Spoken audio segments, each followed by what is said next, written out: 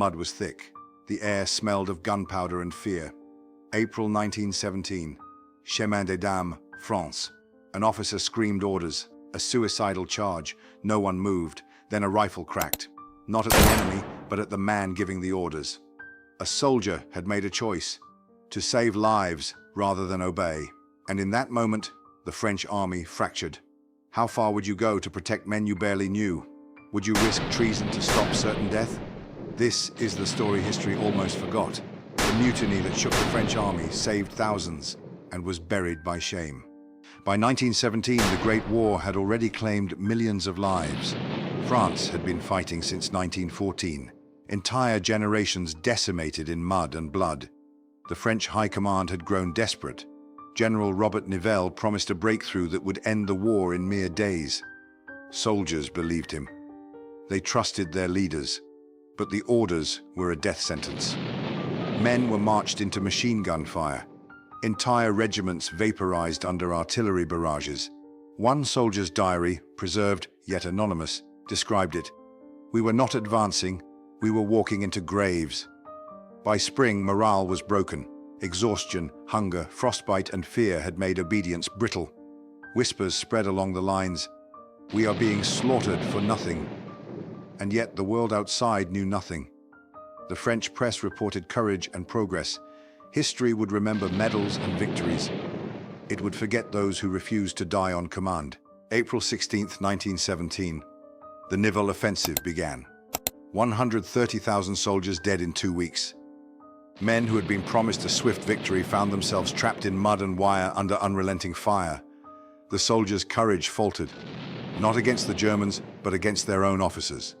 In one regiment, an officer raised his pistol to force men forward. A corporal, barely 20 years old, aimed his rifle. Not today, he muttered. Shots rang out. Officers fell. Chaos erupted. Other regiments followed suit. Soldiers refused orders, sang instead of advancing, or quietly dug in where they stood. One historian later wrote, "It was not cowardice. It was a moral stand. They were soldiers, yes, but they were human first." Across the battlefield, personal stories emerged. Henri, a baker from Marseille, wrote to his sister, "We will not die for false promises.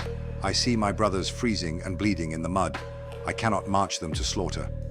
Another, Lucien, a young medic, later recounted, "I treated men shot by their own officers, not the enemy. I wondered if this was war or madness." The soldiers' defiance spread. Entire units refused to advance. Letters were intercepted. Mutiny whispers circulated, and the High Command panicked. The French army could not tolerate insubordination. 3,400 soldiers court-martialed, 554 death sentences, issued 49, executed immediately. Yet the world never heard their names. The army survived, but the human cost was hidden. Officers continued the offensive, but more cautiously. The mutinies saved lives indirectly. No one dared send men into futile attacks without question. Declassified military reports confirm the truth. The morale of our forces is fragile. Orders must consider human survival. Blind obedience costs more than disobedience ever could.